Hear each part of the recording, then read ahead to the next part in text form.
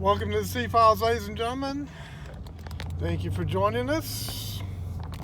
I have several subjects today. We'll be on another drive along or ride along, whatever you want to call it. Storm's heading into Charlotte. Another one. But I'm going to beat the storm this time.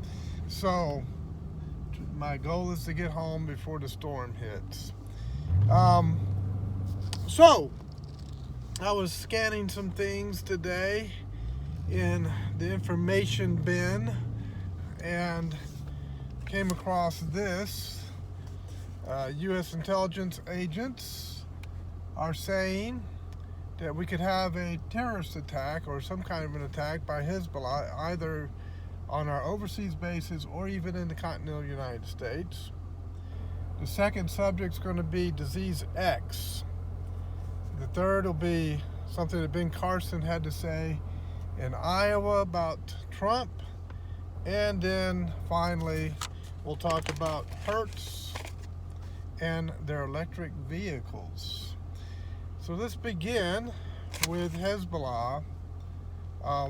This is interesting that this information came out today after I was talking about the necessity of having a well-armed and well-trained citizenry in the last video from yesterday, because we now see why these types of events are going to increase. We see active shooting events. We see there've been some scares lately, like at shopping malls and stuff, where active shooters have been reported. Some of them have been false. There was no active shooter. It was just a fight or something like that. But we know that since Columbine, active shootings have been occurring in the United States a lot. Now, there's a lot of discussion on the reason for those active shooting incidents increasing in the United States. There was one theory that video games had something to do with it.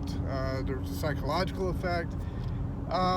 Maybe, I don't know. I mean, I've read on that theory. It's interesting that they have some good arguments, but I got the pushback argument that, hey, a lot of people play video games and they don't go around shooting people, and that's true. So there has to be something more than that. Now, it may be an element, an ingredient in the baked cake of active shooter. I don't know, but that was a theory that put out by some psychologists. And here's another one. Some of them, or a lot of them, are false flag operations. Now, false flag operation, if you're not familiar with what that term means, it means that the event actually does occur. People actually are being killed. I mean, it's not fake. Things actually do happen. People actually do lose their lives or are injured in these incidents. But the false flag aspect of it means it's a government operation. It's an intelligence operation. It's done as a means to an end by these government agencies or intelligence agencies or a combination thereof, for the purpose of manipulating and controlling society in a certain way. And it's a tool that's being used to manipulate and control society. That's basically what a false flag operation is. And unfortunately, if that were to be the case, the people doing these operations have no morals. They have no regard for human life. They're narcissistic. They're what do you call it? I can't remember the term for when people. So you can walk up and kill somebody and you have no remorse. You have no feelings about it. There's no regrets. There's nothing that hits you. Psychopathic. That's it. Psychopath. These people are psychopathic if that is what's happening. So, like I say, that's two of a number of different theories on why these shootings and stuff have been happening. Do I know the answer? I have my dreaders on what I think is the case, but I can't prove it. I can't prove what I'm thinking is going on. It's just, things hitting the subconscious mind when it comes to observing things, okay? I'll give you an example of what I'm talking about. I've done, in my career as a law enforcement officer, I did hundreds of traffic stops, okay? I mean, tons and tons of traffic stops. And the vast majority of them were just normal traffic stops. Somebody ran a stop sign, they were speeding, or whatever it might be, some kind of traffic violation, and it would end up with a warning or a ticket, and then you go on about to the next event, right? I mean, that's the vast majority of them, but there are a few of them, and the percentage is small, but a number of them were stops where you would do the stop, and this is common among police officers. You would do the stop, and you get a gut feeling that something's not right. You just, it's like a sixth sense that cops develop after they've been on the job a while. I'd pull the car over, and I'd go, my gut would be telling me something is not right on this stop. Something is not right. And then I'd call for backup. And sure enough, we'd end up finding a weapon in the car that's illegally being existing in the car, drugs in the car, or this person is a wanted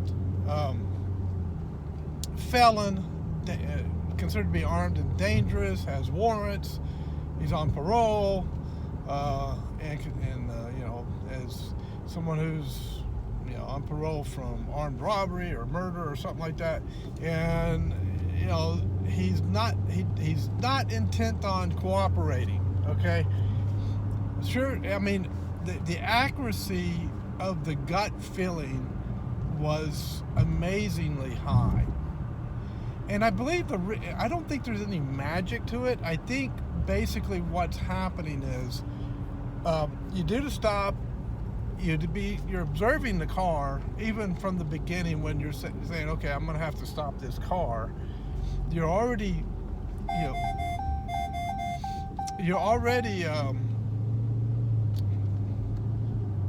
okay, guys, red light.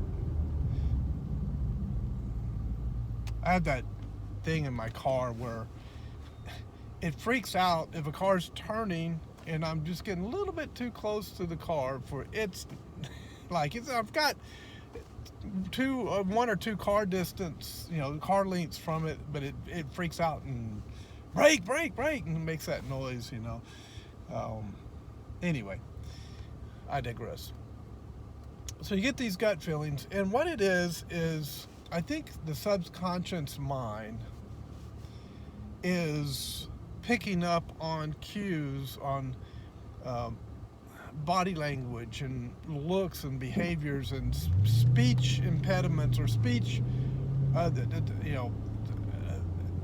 different volumes and pitches in the voice, things like that just don't fit the scenario. It just doesn't fit. Something's off with it, and the subconscious mind picks up on it, and you end up going, something doesn't seem right. That's your mind telling your gut, you might want to be cautious here because something's not going to go right with this. There are indicators that your mind is picking up on that your conscious mind is not aware of. And so I would pay attention to gut feelings, okay? That's very important when it comes to survival. Pay attention to your gut feelings. So we were talking about Hezbollah and these attacks. My gut feeling earlier, like yesterday when I did the video yesterday, was that this kind of stuff is going to start happening in the United States, simply because I'm picking up on the cues of all of these people coming across the border, and many of them don't look like their families in distress. They look like military-age males, crew cuts.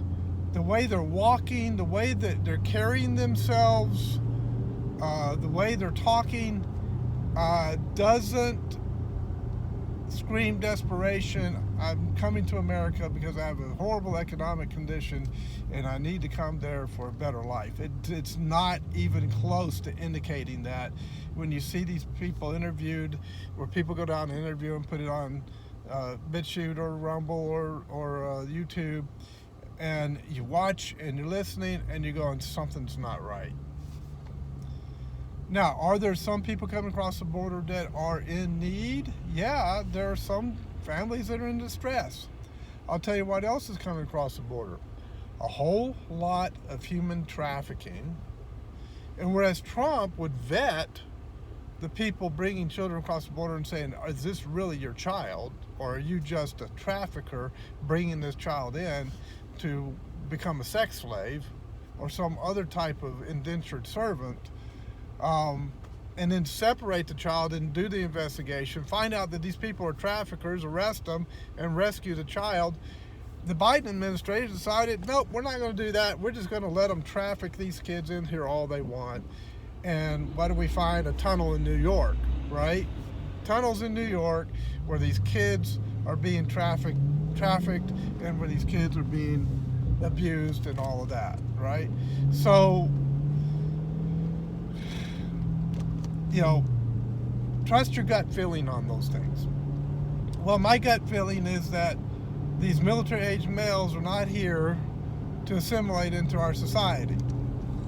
They're not here for that purpose. They're here for the purpose of disrupting things, and they have a network. They're organized. They're not coming across haphazardly. This is an operation that's being done as a planned, I believe, a planned military-style operation for the purpose of trying to disrupt the country, to weaken the country so that they might have some kind of ability or hope to bring America down from the inside out. That's my gut feeling. And now this report comes out from U.S. intelligence agencies, hey, Hezbollah is entering the country and they're going to try to disrupt things. They're going to start killing people. They're going to start doing attacks.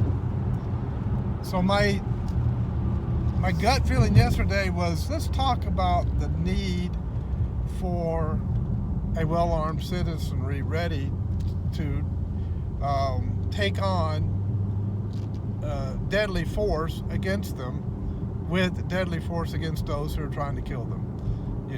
And the example was Ecuador. We saw this happen in Ecuador, and no one was able to defend themselves because I'm sure Ecuador doesn't have a Second Amendment to allow their citizens to be armed and ready to fight for their country when it comes under that kind of an attack. We're living in a different day. We're living in a time of fifth-generation warfare, and this is how it's being fought.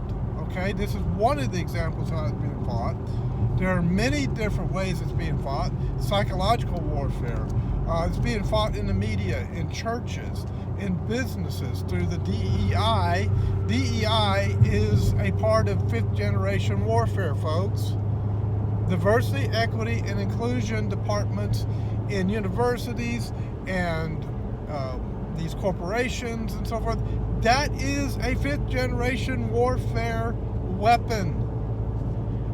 It's designed to disrupt. It's designed to divide. It's designed to psychologically rewire our minds and get us to think in a way that's disruptive and destructive to the nation.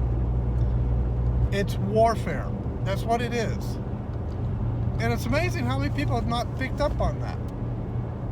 And it's also amazing how many people are now starting to pick up on it, and that's good. So heed this warning from the U.S. intelligence agencies. Be ready, because they don't put these warnings out for no reason. All right. Now my guess is when it says U.S. intelligence, I'm not thinking CIA.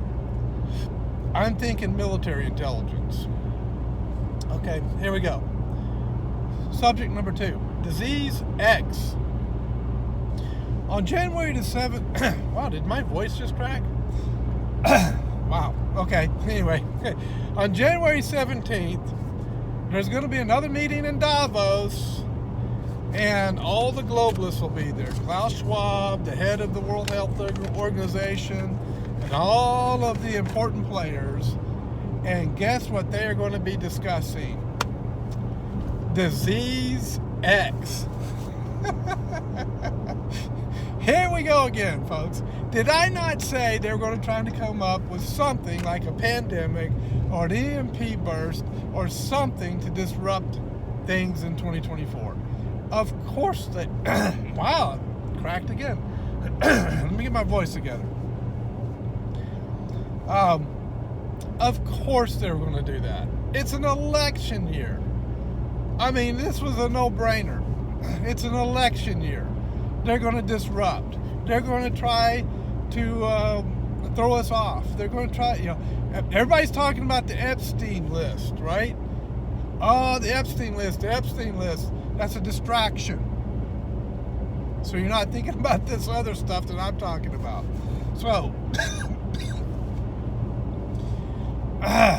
okay. Come on, boys. Stay with me. So, I think of, I'm starting to think of these new diseases or these pandemics that they keep declaring the disease and all that. Now it's Disease X.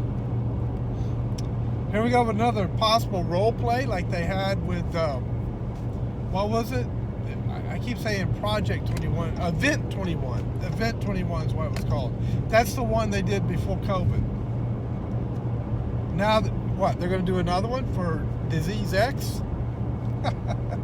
So I'm starting to think about this stuff like a car manufacturer, an automotive manufacturer. I used to enjoy watching the car journalists, and they would be trying to go out with their phones or cameras and spy out the new vehicles that are coming out for this next year as they're out with their camouflage on the vehicle and they're driving around in the Colorado mountains or wherever it might have been, and they're trying to hide the lines and the design, the design of the vehicle and the sides of the wheels and any indication of what kind of engine it might have in it, to try to protect against to keep their secret from the other manufacturers, as to what they're up to. And the journalists are running around trying to figure out, okay, I think this car is going to have a V8. I think this car is going to be designed like this, and they'll do these little artist designs of what they think it looks like. That's kind of like the game we're playing now with these diseases, only it's not a game. We were trying to figure out what's going to be the next one. We're like the journalists running around trying to figure out what's going to be the next disease. What are they going to throw at us next? What are they going to patent? The last one was patented. Did you know that? Someone owned a patent on the last one. Yes, I did a video a few years back. Actually gave the patent number on it so that people could look up the patent on it. Yeah. So is Disease X going to have a patent? I don't know. Is it? Are they? Is this where they're trying to create one, a new one, so they can disrupt the 2024 election, shut everything down, shut down all the businesses, mask, new shots, right, for Disease X? We're gonna come up with a vaccine for Disease X. Well, guess what? The military, I think it was the military, somebody, I read in the article, was already, no, it was in Europe. There was some entities in Europe. They were already working on a vaccine for disease X, and we don't even know what disease X is yet.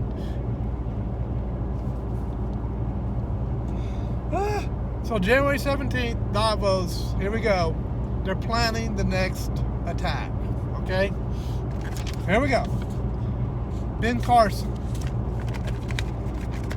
Remember Ben Carson? He was in the Trump administration. I can't remember what he was. I think it was the Secretary of Interior or something. I can't remember what it was. Anyway, he was one of the Secretary Cabinets. And very, very famous heart surgeon, cardiologist. He basically innovated new heart surgery techniques.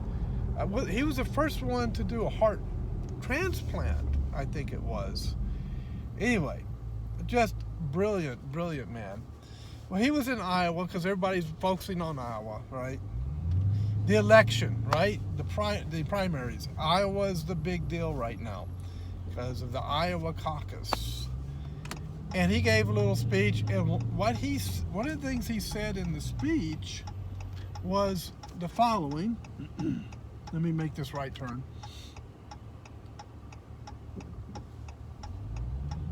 Pause for effect and a right turn. So, he said, the globalists are scared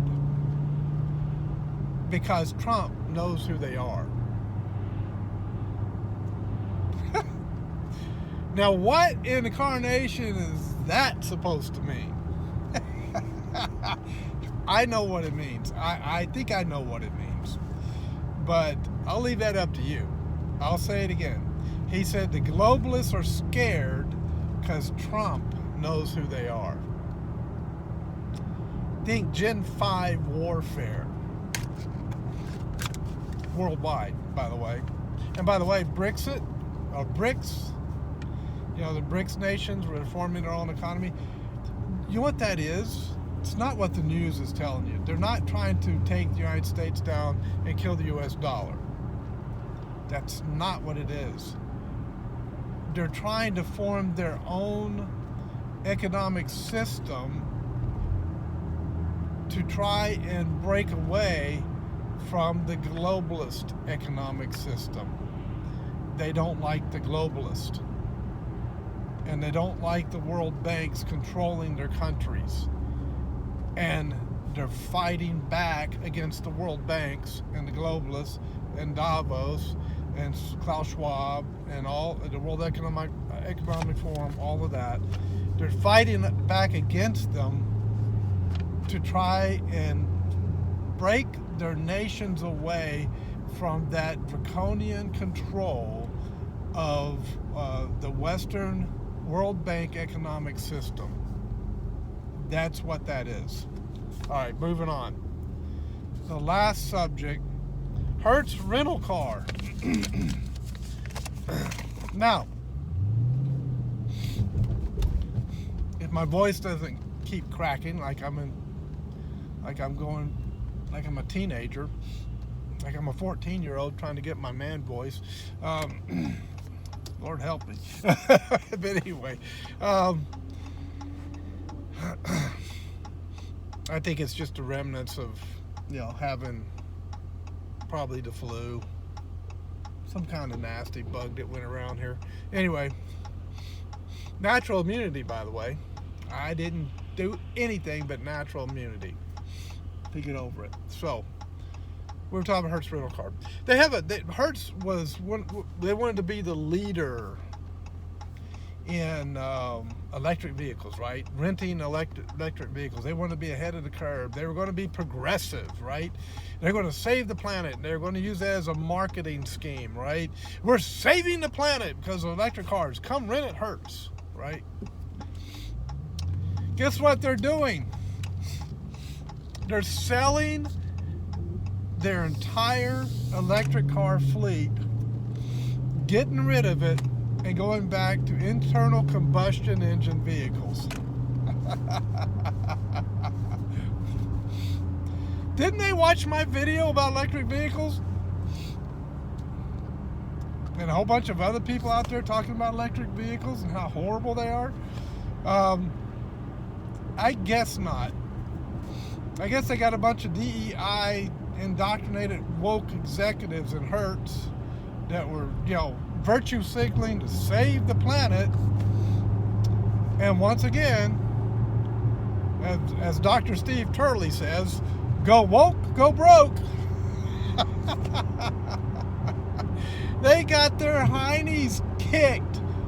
Nobody wanted to rent those vehicles. They couldn't get anybody to rent them. Nobody. They just kept renting the gas vehicles. And of course, there's competition. Oh, Hertz, I'm sorry, you don't have any gas vehicles? I'll go over to Enterprise and rent one over there. So there you go. And this is an indication to me that the globalists are losing this battle. I'm wanting to get over it. This guy keeps increasing speed. I'm trying to get behind him, and he keeps hanging next to me. All right, now I'm going to slow down to where I want to be, and he can go around me. There we go. That'll work. 58. Now, okay, dude, just going around. No, you want to be 2 inches off my bumper. I got you. Some people, you learn who the control freaks are, who want to control everybody else when you get in the car and you're driving. And they, instead of just going around you when they have plenty of time and room to go around you, they come 2 inches off your bumper and stay there, like they're a warrior sending a message. How dare you do the speed limit? What do you think you're doing? And I go, okay, fine, I'll just go slower until you decide to go around me. Anyway, that's how you handle that, folks. I have a car that I could blow smoke in her face and take off, and then I'd be disappearing off into the distance, and they'd never see me again. But I don't do that because it's dangerous. It's really a dumb thing to do, and I don't recommend it. Okay. So I'd rather just slow down. Let him. He went around me, but that's the whole point, isn't it? Get him off your butt, and then be able to drive peacefully. When I'm driving, I don't like other cars around me. I like to take that gap where there's cars way ahead and cars way behind. I like to stay in that gap. That way, when somebody pulls some shenanigans and they want to involve 2 or 3 other cars along with them, I'm not caught up in that mess. A little bit of a driving tip there. So anyway, so Hertz learned the hard way. They figured it out. We're never going with electric cars again, because nobody wants them. Nobody wants to rent them. Guess what? The car manufacturers are starting to learn this lesson as well. Ford and Chevy, or GM and Ford, I should say, they're starting to give up on the electric car market because they're losing their shirt on it. Sales took a major nosedive. And so I have a new saying about that. The best way to bankrupt the car manufacturer is to mandate that they make electric cars. Force them to make electric cars, or gaslight them into making electric cars, or tell them, oh, you can do some real good virtue signaling and have a good campaign to get people to come in and buy your cars if you just make electric cars. That's the best and fastest way to bankrupt them and put them out of business. So I'm hoping that Dodge learned this lesson, but unfortunately Dodge attached their trailer, or should I say their Hemi engine, to Stellantis. And I am not happy with Stellantis at all. right now. Stellantis is on my Santa Claus you've been bad list, and you're not getting any presents. That's Stellantis, all right? I'm not indicating anything about Santa Claus, okay? We'll leave that one really quickly. All right. So anyway, but you're on the bad list. We're not giving you any presents. We're not. You have been a bad boy, Stellantis. You have been forcing Dodge and Chrysler into electric vehicles, and you're killing the companies. So there might be a day when this car is like, a Pontiac Trans Am. As Pontiac doesn't even exist any longer. But boy, people are clamoring, saying, well, let's bring the Trans Am back, man. Those were really cool looking cars. They were great cars. They were iconic. They were iconic muscle cars. Man, I'd love to have a Trans Am back. But Pontiac don't exist anymore. That's the problem. This might be like that in the future as they kill Dodge. Let's bring back the Challenger. That was a great car, but Dodge don't exist anymore. That's where I think we might be heading. And what a shame that they kill such innovative, iconic companies producing iconic cars like this just because they have some false premise, some false presuppositional belief concerning climate change in the planet. How many things are dying because of false paradigms, false premises in a syllogism, right? And coming to the wrong conclusion. They're killing economies. They've killed businesses. They have killed car manufacturers.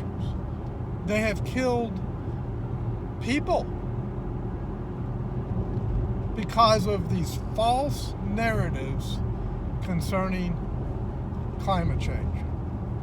Because they bought into a lie. It's sad. It's really, really sad. But the good news is lessons are being learned. I guarantee you, Hertz will never make that mistake again.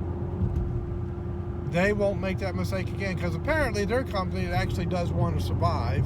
It actually does want to continue to make a profit and continue to be in business.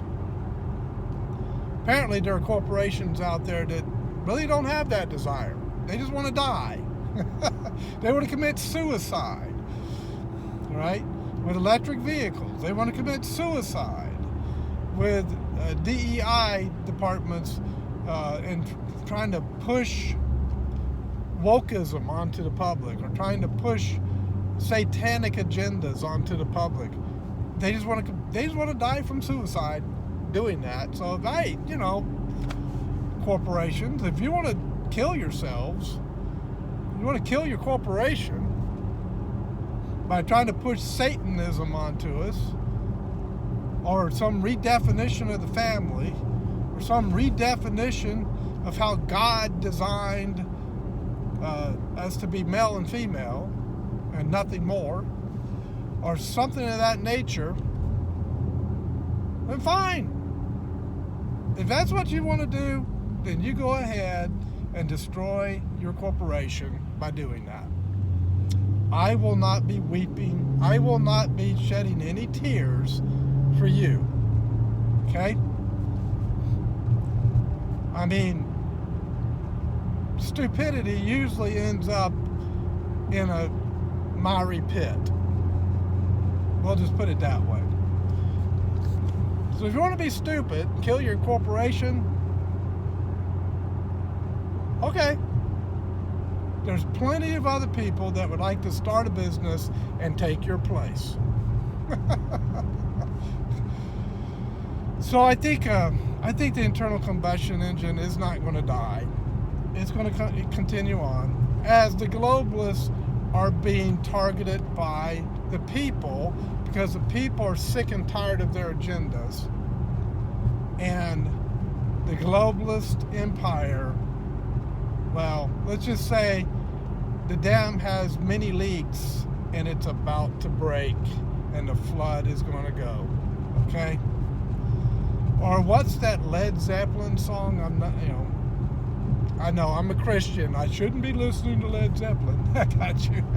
But they have a song called When the Levee Breaks. An incredible song. And just a really good description of what's going to happen to globalism.